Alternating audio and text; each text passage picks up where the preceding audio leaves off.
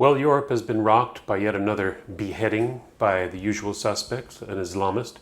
This one born in Chechnya, raised in Paris and France. And the same thing is happening that has happened before with the Charlie Hebdo cartoons.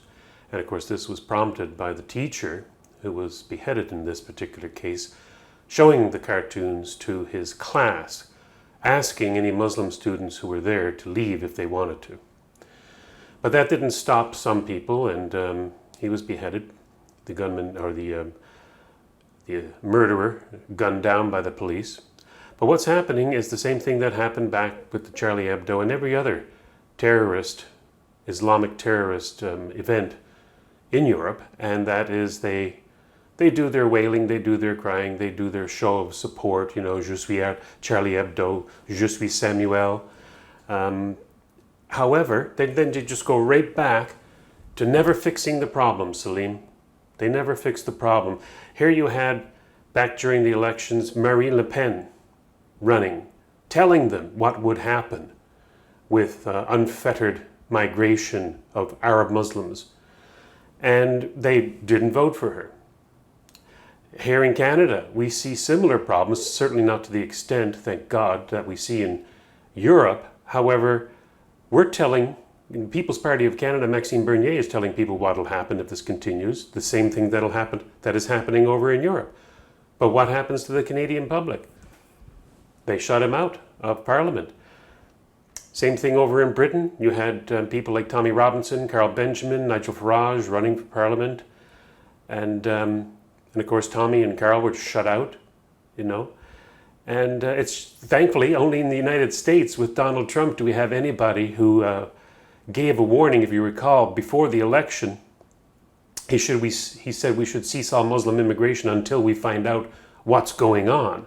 Well, you and I know what's going on, Salim, so why don't you let our listeners know what's going on? Robert, sadly, we have had these conversations before, you and I, and I've also written about this. In my last book, The Quran Problem and Islamism, I devoted a considerable space to both the Charlie Hebdo incident from a little over 5 years ago, January 2015. But I sort of dug deeper into the issue from the perspective of Islamism. I mean, my book was about the Quran problem and Islamism and who are these people. The two brothers who committed the Charlie Hebdo incident, if I remember the name correctly, Saeed Kouachi and Sharif Kouachi, they were both two young men born of Algerian parents in France, who grew up in France, who in some sense were abandoned by their parents and became street people in that sense of the term. And then subsequently they found their refuge, shelter, so to speak, both politically and in terms of their lifestyle and their living among the Islamists in Paris and in France. And what and how these, what one of the great Arab writers, the Arab American writers who died a few years ago, Fuad Ajami, described as Islam's nowhere men, whether they act as individuals. In this case, the killing of Samuel Paty, the teacher of history outside of Paris, beheaded by somebody, again, I think, of North African background.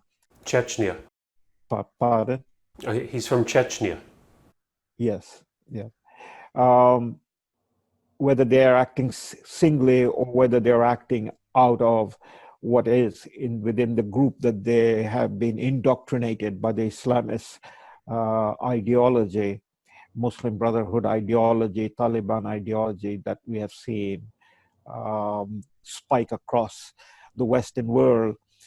I would say before 9/11, but 9/11 was the defining element of it. And it hasn't ceased, it hasn't stopped. You're quite right about it. And uh, getting into a discussion of whatever merit that discussion is, or will be between the two of us, I would like to address myself here to the situation in the West.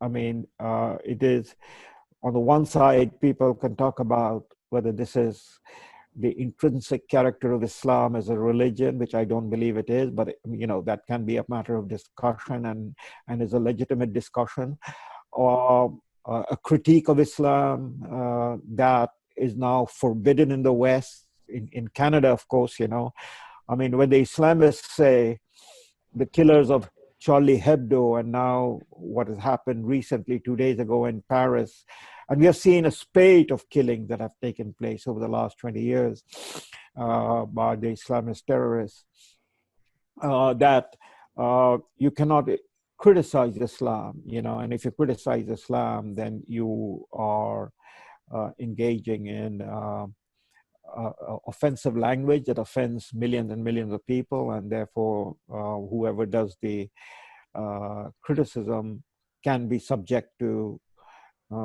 violent reprisal or attack. And that's what has happened, you know. So that's on one side of the equation, that you cannot criticize Islam by the Islamists. That's their argument. And it all goes back to, in that sense, in modern time, to Khomeini. I mean, if you want to put this into context, his fatwa of 1979 on Salman Rushdie, that Salman Rushdie should be hunted down and killed for writing that book, The Satanic Verses. And on the other side of the equation is Western governments. And as you and I, we are Canadians, so here it is in Canada, our government leaders, and in particular this government, the Liberal government in Ottawa, and Prime Minister Justin Trudeau, their position is a mirror image of the Islamists, that you cannot criticize Islam. If you criticize Islam, you're an Islamophobe. And therefore, I would say, by simple syllogism of logic, that is what the Islamists say. If you criticize Islam, you're an Islamophobe. That's what Justin Trudeau says. If you criticize Islam, you're an Islamophobe. Therefore, Justin Trudeau and people of Justin Trudeau's persuasion, which is large in number in the academia, in the media, and even among our law enforcement agencies and politicians, is these people are no different than the Islamists. They share a common worldview, that you cannot engage in offending anybody, and in this particular case, offending Muslims by in any way engaging in a critical discussion of Islam. So I find myself in that situation, you know, between these two equations, caught. And I want to, the last 2 days, I've been thinking about this. What does the beheading of Samuel Paty in our time that we are talking about represent for the West? And I want to juxtapose this or put it in the context of what is happening. We have seen beheading of statues. What is the difference between a beheading of statues and beheading, in this case, Samuel Paty, or taking the gun and shooting down the people in Charlie Hebdo? Well, the beheading of the statue is the symbolic beheading of what, if these people could have the opportunity to do, they would do. I mean, if there was Johnny McDonald walking in our midst, some Black Lives Matter, some Antifa people would have gotten up and beheaded Johnny McDonald, you know. The symbolism translated into actuality. And what is happening, it seems to me, I think there is so much evidence about it that it is no longer seems to me, it is, that we are living at a moment when the lights are going out in the West.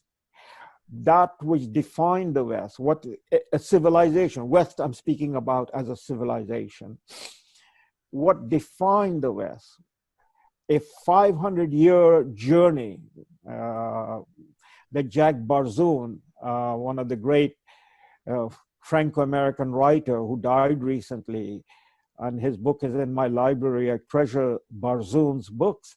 One of his last book was, and I have it right here,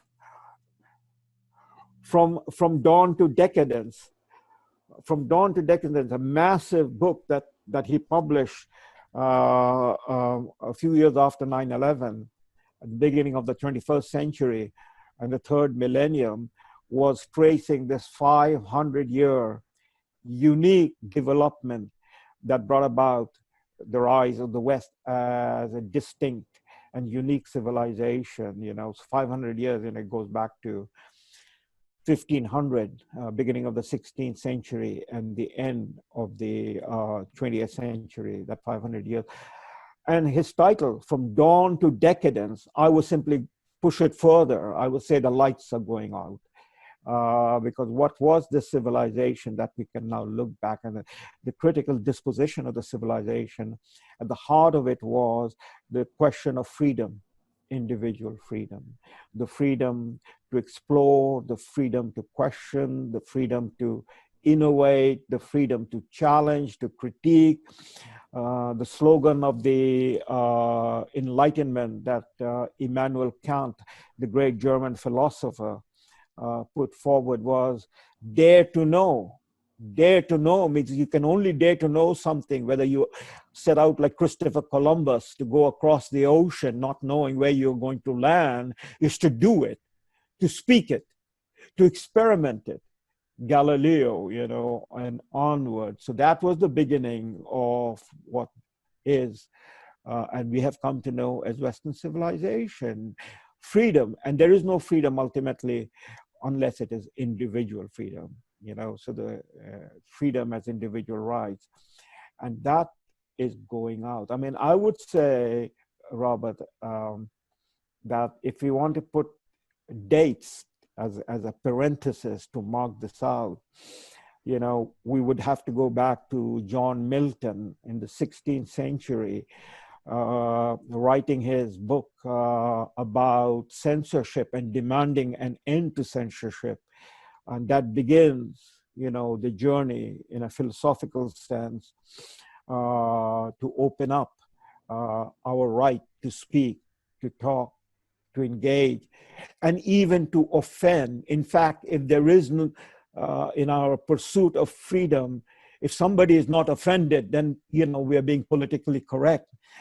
And I'm reminded the conversation that you and I had about taqiyya, that is, we're engaged in taqiyya, political correctness that we have adopted in the Western world, in Canada, so much so that it is nothing but taqiyya, that we hide our true feelings and true intent and true understanding of what we believe in, and we don't express it because we are afraid it is going to cause offense to somebody else.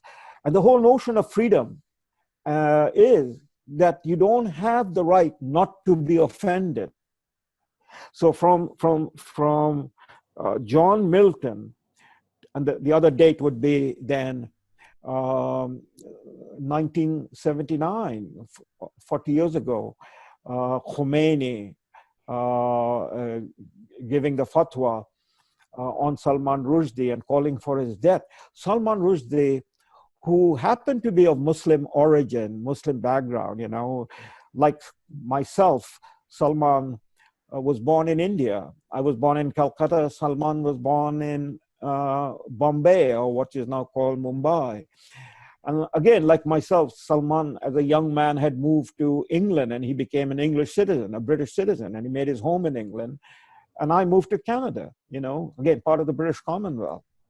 But Salman, that fatwa to kill him was something that was not about Iran. I mean, whatever Khomeini wants to say about Iran and Iranians and the revolution, well, the French Revolution happened and the French went about, the Jacobins went about, not only decapitating symbolically statues, but putting guillotine, not the nobility, the church fathers, and so on and so forth. Ultimately, the king. the emperor. Uh, so the French Revolution, the Iranian Revolution, the Chinese, the Russian Revolution, within their boundaries, that is a revolution. But here was a fatwa reaching out across boundaries, not only nation-state boundaries, but across civilizational boundaries, because civilization have boundaries, and threatening the life, in fact, demanding the life of a British citizen. And the reason I go back to that is in these past 40 years, the West has been totally confused and confounded on how to deal with this problem. The Khomeini fatwa led to an immense division in the West. I mean, governments came down and said, you know, you cannot publish those books. You know, there were censorship put on. Salman Rushdie had to go into hiding. People refused to meet with him. Government leaders, both in England and outside England, there was a very, very passionate debate about whether it is right to offend the religious sensibilities of another religion, what in this case the Muslim hold as sacred, that is the Prophet and his life and his meaning, and the text, that is the Quran, the sacred scripture. Is it right for a non-Muslim to deliberately engage in a manner which would be seen as offensive?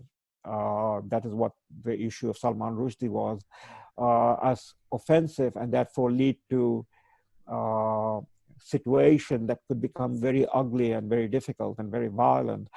So that was the opening shot, you might say, that was fired towards the end of the 20th century. And we are here 40 years later. And I'm speaking to you, we are having this conversation at a time and a place in which we in the West are under attack. Anyone who talks about freedom of speech and freedom of religion and want to defend those freedom as the very unique characteristic of the Western civilization are under attack. I mean, Black Lives Matter.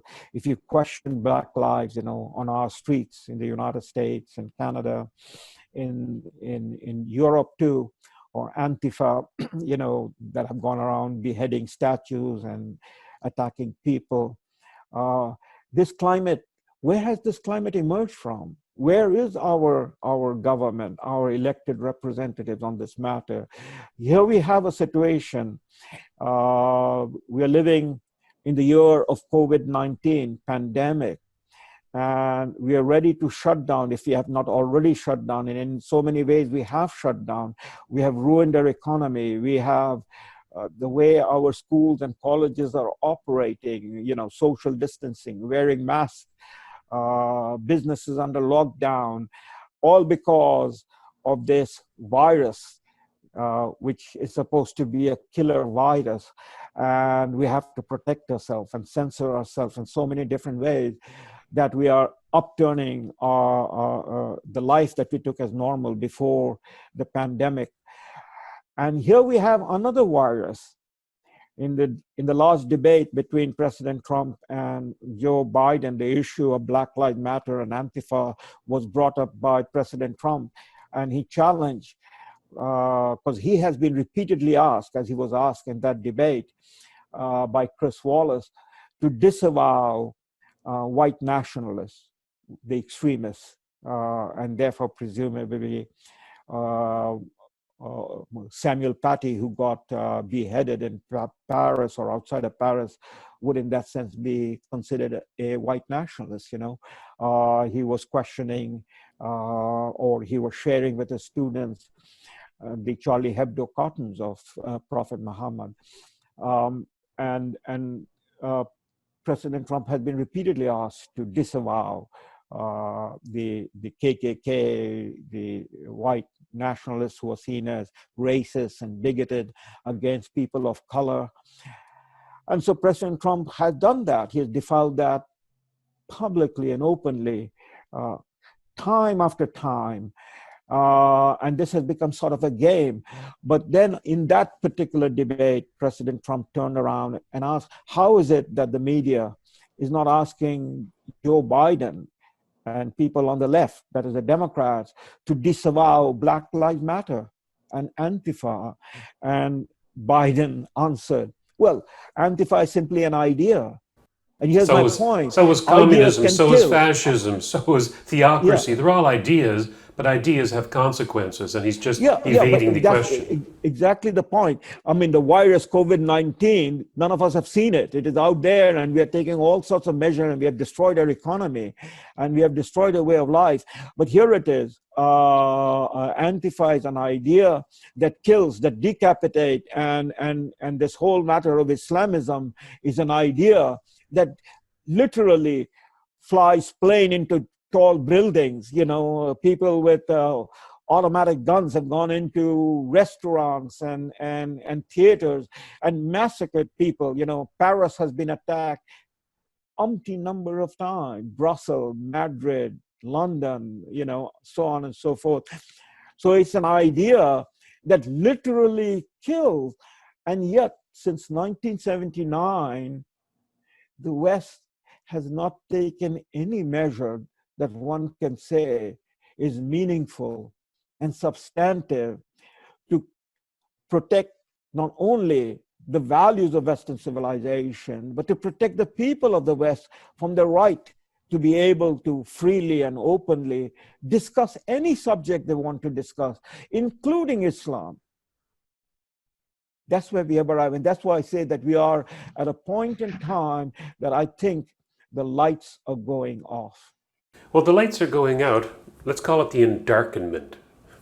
But this endarkenment that's happening happens first, in my estimation, in the universities. Because it is the universities that ideas are born and germinate and grow. And some of them are good, some of them are bad. Right now we're going through in the last 50 years or so, a bout of really bad ideas going around in the universities. And it permeates down through the teachers' colleges, which are in universities, at least here in Canada, I don't know about elsewhere. Teachers' colleges. And I went to Western University and I looked up the books that teachers were using to instruct up-and-coming teachers. And in it, these books were, you could characterize them as being extreme leftist books filled with nonsense. For example, anybody who is an advocate of phonics over whole language is a right-wing Christian zealot. Those were the words that were actually in a textbook instructing teachers how to teach reading and writing.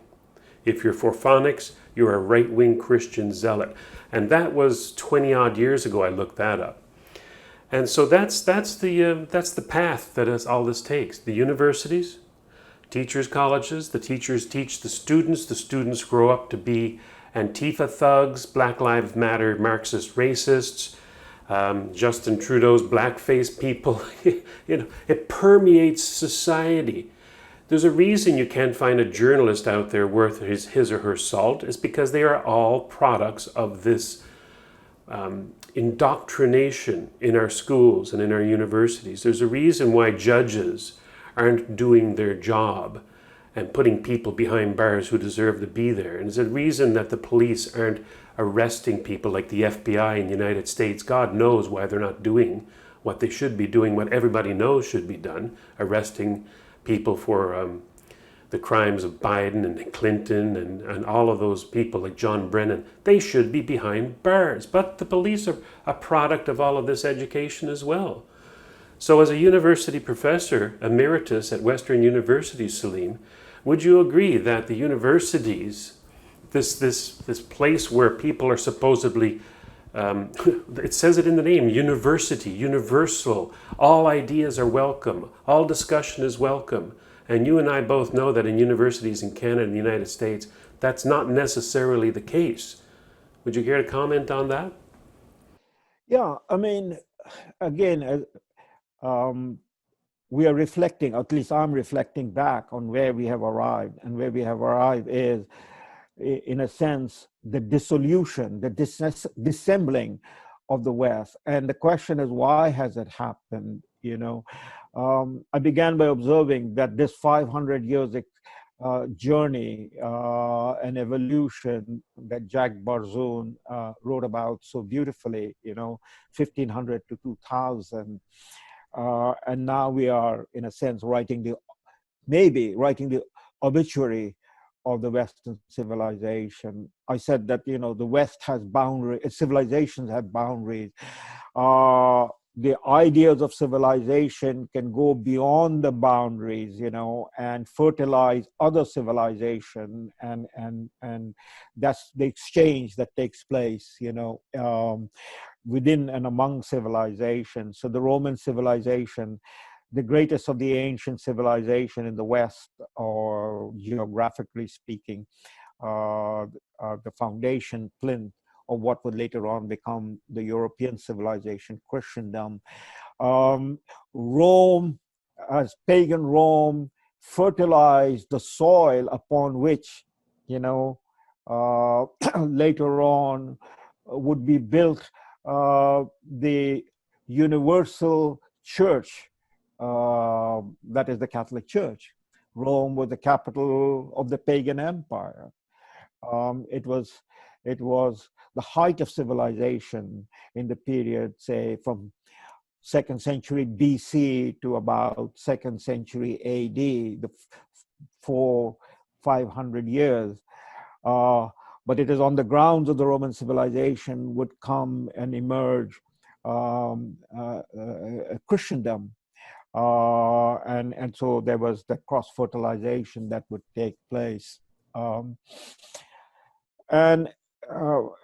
What was Roman civilization and then what would become Christendom stood apart from, in that sense, just south of it.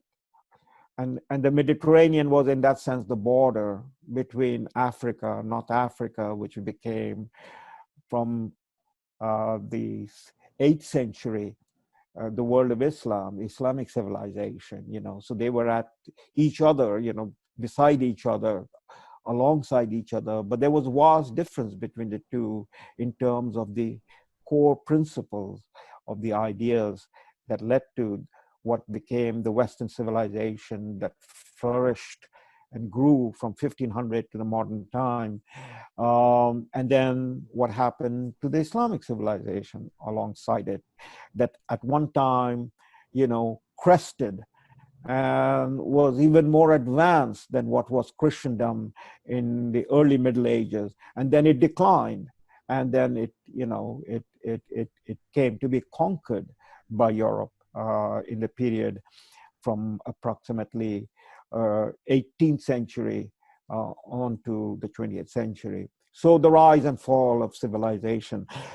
One of the issues that we are talking about is at the heart of it is, again, as you're talking about universities and therefore the freedom to inquire, the freedom to question, the freedom to debate, the freedom to challenge what are accepted as traditional and what are accepted as norm, to challenge those traditional and norms and see them under new consideration, new perspective. I mean, that is the shift with Galileo, with Copernicus, with Newton, that brings about the birth of the modern scientific age, the age of enlightenment. And in the cultural side, the fight to be able to speak your mind. I mean, the church dominated and controlled what a European, whether the European was in England or whether the European was in Romania, but under the church, control the thinking and ways and habits of a Christian man and a woman, but the church then itself broke apart, Protestant Reformation, Catholicism, and so on and so forth. But the cultural development that took place, the fight that took place, was the need, the demand to be able to speak, to write, to think without coercion. And the man who came to dominate, in fact, who in a sense became the symbol of the defense of free speech, the famous saying, whether he actually said it or whether it is attributed to it. I'm referring to Voltaire, that I don't agree with you, Robert, but I will defend your right to say what you want to say, that whole equation, we don't have to agree with each other, but you have the right to speak your mind, and I have the right to speak your mind. And even if I do not agree with you, I will defend your right to speak your mind, to write what you want to write, to express what you want to express. And that was at the heart of the making of the universities that emerged, in this period from 1500 on to our time, to the middle of the 20th century, you might say. And it was not an easy transition. It was, a very, very hard fought transition, to the extent that we made that transition. Voltaire engaged in absolutely, with no holds barred. I mean, challenging the church, challenging what was the church doctrine and what the church considered rights and wrong, and he was attacked. He had to be protected. And the interesting thing is, he lived in what is called the Age of Reason, 18th century. He died about 11 years before the French Revolution, 1789. He died in 1778. So his life spanned the 18th century. His ideas fertilized the 18th century, and you can see within a matter of a dozen years with the French Revolution, the whole attack on the way people think, the way people are politically correct, started breaking apart. But the struggle carried on, and even into the 20th century, there was censorship. There was limits to what you could say and not say. Homosexuals were attacked, Oscar Wilde in England, for instance, was put into prison. Henry Miller had to run away from America. He made his home in Paris after World War I, and his books were seen as pornography. And so the famous case, 1979 is the fatwa of Ayatollah Khomeini on Salman Rushdie, but thereabouts, in the late 1970s and early 1980s, those were the Reagan years, was a landmark case in America. What was it? Larry Flynt versus the People. It was about, Larry Flynt was the publisher of the Hustler magazine, pornography and so on. And the case ultimately went to the Supreme Court. It was made into a movie also, the case, the story. And the Supreme Court decision was, if you don't like Larry Flynt, nobody's forcing you to buy Larry Flynt's publication. You don't have to buy the Hustler magazine. You have the right not to buy it, and Larry Flynt has the right to publish it. And so that was, in a sense, a groundbreaking decision on freedom of speech, freedom of publication, because a few years or few decades before that case came, both in Britain and in the United States, books like D.H. Lawrence's famous book, Lady Chatterley's Lover, was censored, couldn't be published and couldn't be sold openly. Bertrand Russell, the great philosopher, his book, Marriage and Morals, was censored in America during the war, that is 1940s. So censorship was very much there, but it was being systematically and quite rightly broken down as people push forward the boundaries of freedom of speech, the First Amendment right, etc. But here it is, we have now completely rolled over on the other side. At some point in the last couple of decades of the 20th century, this whole idea came into being that was pushed in the universities about political correctness. That's why Alan Bloom wrote that famous book, which is now a classic, The Closing of the American Mind, and where we have arrived. Alan Bloom's book came out in the 1980s, 1987, while Reagan was still the president of the United States. and where we have arrived now, where students and the faculty, students demand, and the faculty is very proactive in providing what the student demand. That is safe space, that you cannot discuss things, because if you discuss things, somebody is going to feel offended. You know, you cannot discuss Islam, you cannot discuss homosexuality, you cannot discuss the great canons of Western literature, because they were all written by white dead men. You know, this is where we have arrived, and I don't know how far we can carry on in this vein, but as we carry on, I'm repeating myself, lights are going off. West is no longer the West that we came to know.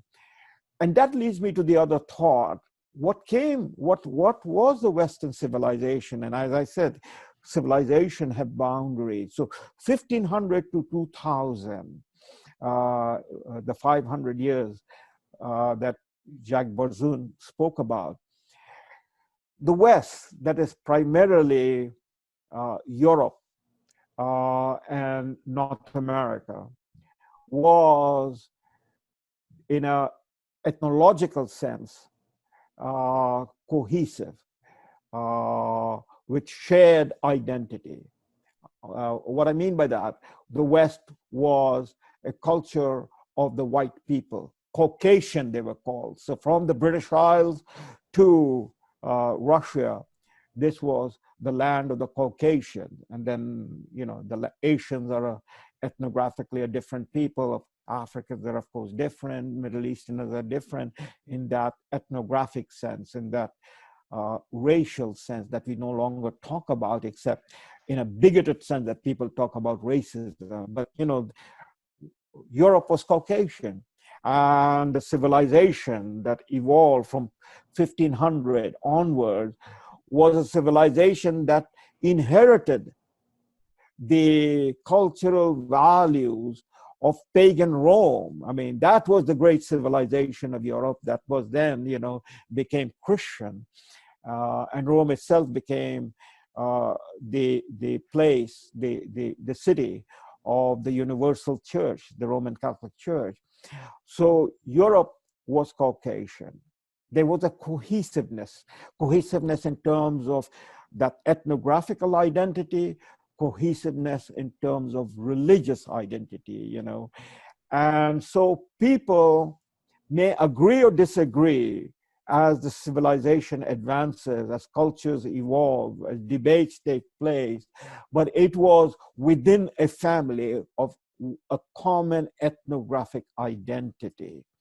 And then sometime, I mean, I pointed out that just south of the Mediterranean was another civilization. It was North African, Arab, Berber, Islamic, you know, and it was different from what is north of the Mediterranean. Even though at the height of the Roman Empire, North Africa was part of the Roman civilization, and great Roman citizens came from North Africa, like St. Augustine, who was born in modern-day Algeria, and so on and so forth. But the point is that there was a civilizational boundary. And though there might be sprinklings of North Africans traveling into Europe, just as Europeans were traveling into North Africa and further down into Africa or India or China, there was not a mass movement of people that North Africans and Africans were living among the Caucasians, you know. After all, Shakespeare's one of most famous play, Othello, the Moor of Venice. Othello is a creature of, you know, you might put him in a cage for the Europeans, for the Caucasians to go and figure out what sort of a human, is this a human being? What sort of human being this is, you know, this black man. And the crime of Othello was that he fell in love with a white woman, and, you know, the white woman fell in love with this black man, or this Moor, Othello. And the story is about the clash of cultures and misunderstanding, and ends in a tragedy with Othello and Desdemona. But that's the symbolism, just as the symbolism of Merchant of Venice, you know, and the story of Shylock. The point that I'm driving at is the ethnographic boundary of Europe was Caucasian, and you did not have non-Caucasian in a mass movement living within the European boundary. But something happened in the 20th century, and we don't have the time to get into the detail, but the borders, the civilizational borders, much more so than national borders, opened up. It became porous, and people from outside the civilization, non-Caucasian. I am a non-Caucasian, you know. I cannot hide that fact no more than you can hide the fact that you are a Caucasian, you know. And we are good friends. But ethnographically, we have different origin in that sense, culturally speaking, civilizationally speaking. And so around the middle of the 20th century, after the end of World War II, and as European decolonization began, there was also mass movement of people. And by the 1960s, the mass movement of people from outside of Europe, into France, into Italy, into the British Isles, into Germany, had become very conspicuous, so conspicuous that Enoch Powell, the British politician, statesman, writer, you know, a man of immense stature, had served in the Great War, belonged to the greatest generation, warned the British people about this mass movement of people, and as Britain was basically opening its door to mass migration and immigration from its former empires, from India, from Africa, etc. And he warned, and as a result of that warning that he made public, he lost badly, because he was attacked as a racist, as a bigot, and his political career came to a tragic end. But the point is that what Enoch Powell was warning had so many different dimensions, and that one of the most destructive dimensions has been multiculturalism. The civilization of Shakespeare, of Milton, of Voltaire, of Newton, of Galileo, the Caucasian civilization that emerged as a unique civilization of freedom and individual freedom was diluted in so many different ways by this false idea of multiculturalism, which has now become the politically correct way to describe Europe and North America.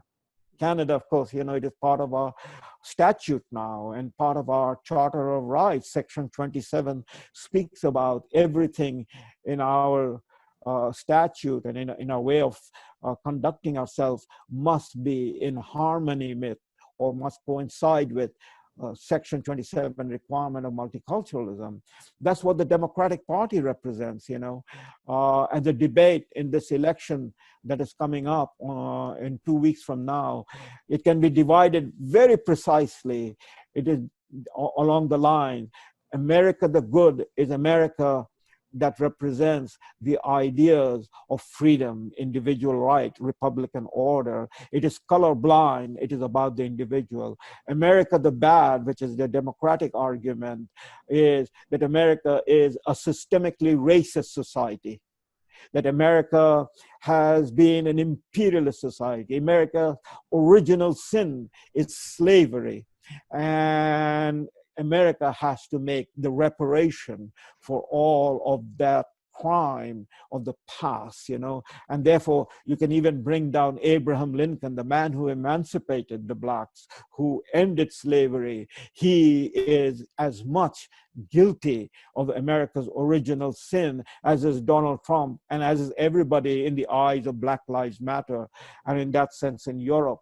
And so that is where I see as a student of world history, global history, and somebody who has really taken to heart and not because I've simply migrated to North America, and Canada embraced me in the sense, opened its door to me, and I'm a Canadian, not a hyphenated Canadian, but my fascination and love for the values of Western civilization. No other civilization in history, not even the civilization to the extent that I belong to it, that is the Islamic civilization coming from India, the great empires, Mughal Empire, and so on and so forth.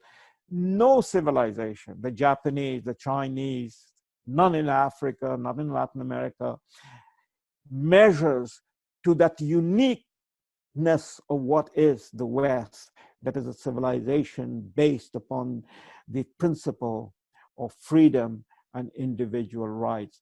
And that is where the lights are shutting off, not because of people who have come from other civilization, but by the complicity of the elites, those who inherited the Western civilization, that is, who should be defending it as something that is in their blood. They have abandoned it. It's suicide. I hope you're wrong, but unfortunately I think that you're right. Everything around us tells us that you're right, that the lights are going out. There's not a single institution I can think of, from the universities, government, courts, police, education, that is not infiltrated with Marxism, with this apologetic nature of the West, this oikophobia, this fear of the self and the home. So I hope you're wrong. We'll talk again, Salim. Thank you. I hope I'm wrong too, but thank you so much. Thank you, Robert.